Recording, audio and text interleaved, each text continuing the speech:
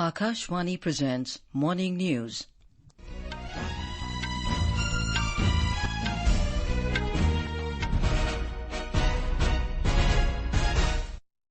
Good morning. I'm Anuja Kumar. The headlines. Israel accuses Palestinian Islamist group Hamas of war crimes. Vows to obliterate terror infrastructure. Around 1,000 people killed on both sides. In Afghanistan, earthquakes. Death toll surpasses 2,400. Search operation for 105 missing people in flash flood hit Sikkim still continues. Death toll rises to 33. Raksha Mantri Rajnath Singh to embark on Italy and France visit today.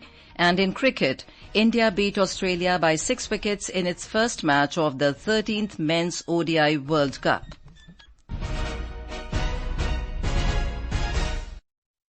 And now the news in detail.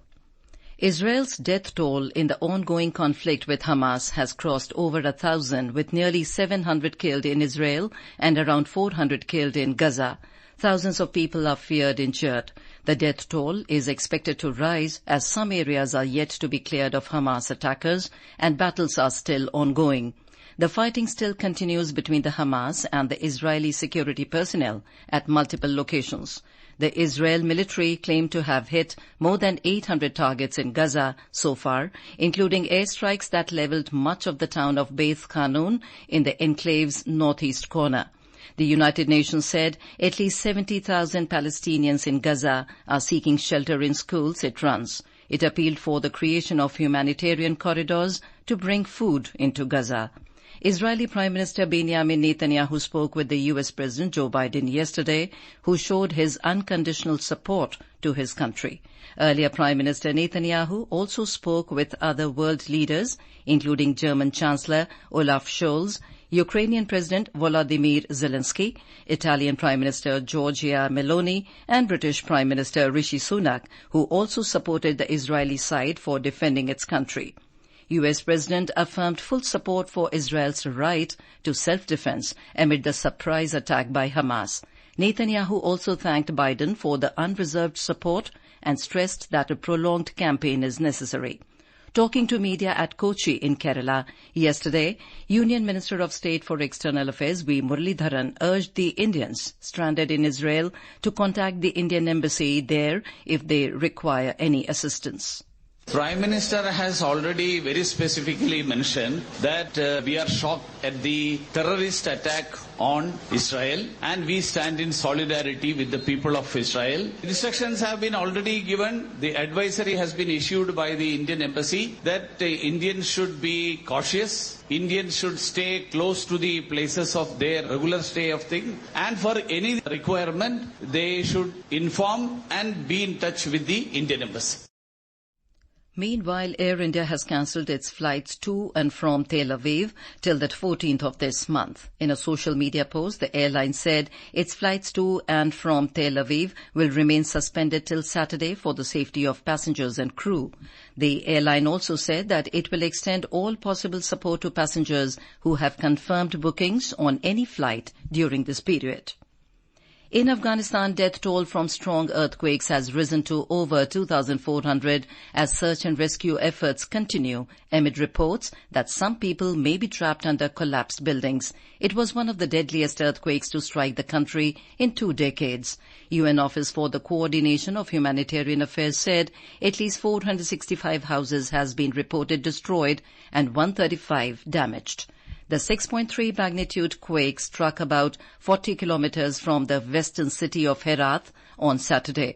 Many buildings were damaged, trapping people under rubble, and there were at least 3 powerful aftershocks. Afghanistan is frequently hit by earthquakes, especially in the Hindu Kush mountain range, as it lies near the junction of the Eurasian and the Indian tectonic plates. In June last year, the province of Paktika was hit by a 5.9 magnitude quake, which killed more than 1,000 people and left tens of thousands homeless. In Sikkim, the death toll from flash floods has gone up to 33, including 9 army personnel. According to Sikkim State Disaster Management Authority, 105 people are still missing. 2,563 people have been rescued so far, and around 6,847 have taken shelter in 28 relief camps. A total of 1,320 houses are severely damaged. Troops of Trishakti Corps of the Indian Army continue to search for the missing soldiers. Out of 23, 1 was rescued alive on 4th of October, and 8 bodies have been identified till now. Search for the remaining missing soldiers continues. Troops of Trishakti Corps are also providing assistance to 1,700 tourists stranded in areas of Lachen, Lachung, Thangu and Chungthang in North Sikkim. Food, medical aid, communication facilities being provided. With the weather remaining inclement, the Indian Army is making all efforts to keep the tourists safe till they are evacuated. The Interministerial Central Team under the Ministry of Home, Government of India, is in the state to evaluate damages caused by the natural calamities. Sikkim Disaster Management Authority official confirmed that the team reached Gangtok yesterday late night. The Election Commission, ECI, will today announce the Assembly election schedule for the polls in 5 states, Rajasthan, Madhya Pradesh, Telangana, Chhattisgarh and Mizoram. In this regard, the ECI will conduct a press conference at 12 noon in New Delhi. With the announcement of election dates, the Code of Conduct will come into force in all the states. Several teams of ECI have visited these states recently.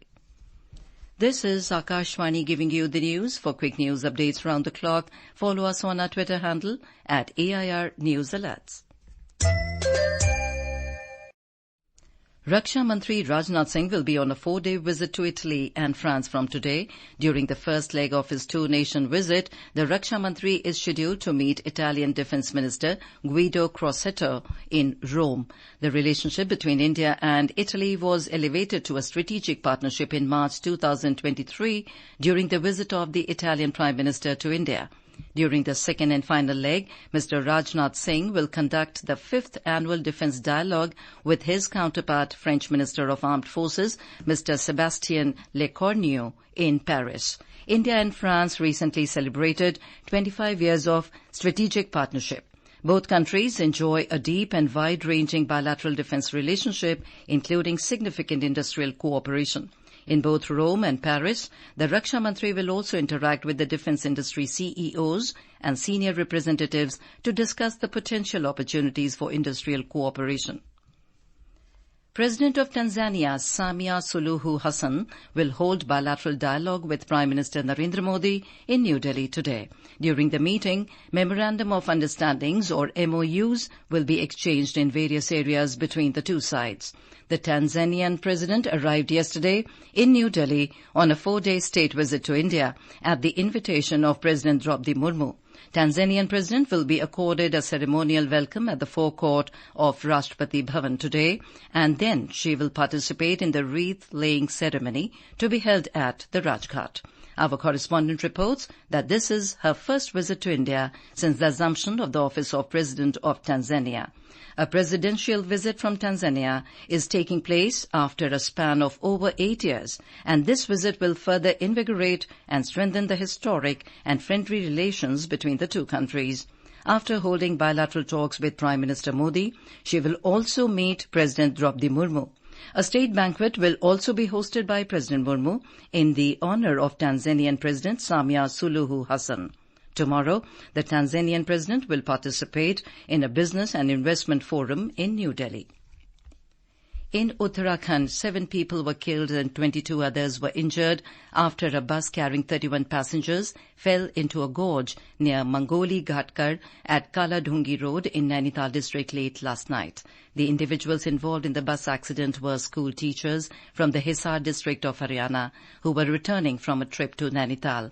The SDRF team, along with other rescue units and local police, rescued 25 individuals after the accident.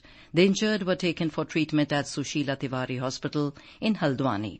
Talking to Akashvani News, Nainital DM Vandana Singh said, एक बस मंगोली के आसपास दुर्घटनाग्रस्त हो गई है। ये हरियाणा से शिक्षकों का एक ग्रुप था जो घूमने के लिए आए हुए थे। जो सर्च एंड की टीम है वो मूव कराई गई। कुछ लोगों को गंभीर चोट भी है, कुछ लोग नॉर्मल जिनको थोड़ी बहुत चोट लगी है, तो सभी को प्राथमिक उपचार भी दे दिया गया है। यहाँ अभी तक 7 कैजुअलिटीज की सूचना मिली है। अभी रेस्क्यू ऑपरेशन लगातार भी रहा है।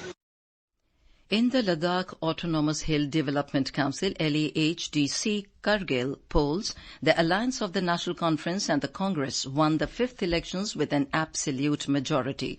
In the counting of votes yesterday, the National Conference emerged victorious as the single largest party, winning 12 seats, while Congress secured 10 seats in the first ever polls held since Ladakh was carved out as a union territory in 2019. The Bharatiya Janata Party won 2 seats and Independents won 2 seats. The 5th LAHDC Kargil election was conducted on the 4th of this month. The South Central Railway approved the extension of 4 more trains to benefit passengers in the respective areas. Union Tourism Minister G. Kishan Reddy will flag off the train from Kazipet in Telangana to Hadapsar in Pune from Secunderabad station later this morning. In a bilingual live phone-in program Public Speak Tonight, at 9:30 p.m. we will bring an insightful discussion on the topic of dengue fever, causes, symptoms and preventive measures with Dr. Piyush Ranjan from Department of Medicine, AIIMS, New Delhi. During the program, listeners can ask questions to our expert on dengue infection, including preventive measures, treatment methods and any other related queries. To participate, simply dial the telephone numbers 011-2371-7106 and 011-2331-4444 from 9:30 p.m. onwards tonight. Alternatively, you can also send your queries via WhatsApp to the number 928-909-4044. On to sports.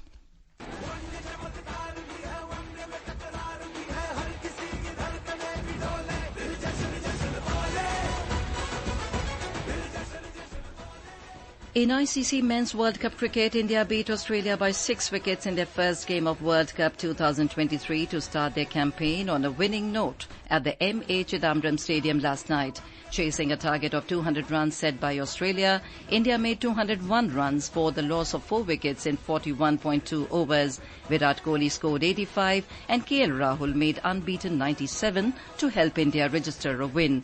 KL Rahul was declared player of the match. The men in blue also broke Australia's 27-year-old streak of winning the first match of the World Cup. A strong 165-run partnership between Virat Kohli and KL Rahul for the 4th wicket was the highlight of the Indian innings. Virat Kohli and KL Rahul joined hands and stretched to one of the greatest partnerships in the World Cup history to take India to a win. Earlier opting to bat first, Australia were all out for just 199 in 49.3 overs. Today, New Zealand will take on Netherlands at Rajiv Gandhi International Stadium in Hyderabad. The match will begin at 2 p.m. IST. And now, today's newspapers, it's over to Subhadra Ramachandran. Thank you, Anuja. All the dailies cover the news of Israel declaring war on terror on their front page. The Times of India reports, Israel-Palestine war spills beyond conflict zone. The Statesman says, India striving to bring back students stuck in Israel. Indian Express cites the deadliest tremors to hit the quake-prone Afghanistan in years under the headline, Afghanistan quakes, toll surpasses 2000. As the curtain comes down on the Asian Games, Prime Minister Modi applauds the watershed moment for sport in India and the winner saying, the nation is proud, writes the Asian Age. Navy to Indianize colonial ranks and make them gender-neutral, writes Hindustan Times. Quoting the Air Chief Marshal on the Air Force Day Parade, the Pioneer writes, IAF should be one of the best by 2032. And finally, readying the pitch with discounts, screening and more. Bars, delivery platforms, theatres are betting on the Cricket World Cup to give a big boost to their business. The Economic Times headline writes, Cricket, hottest item on restaurants' menu. With that, it's back to you, Anuja.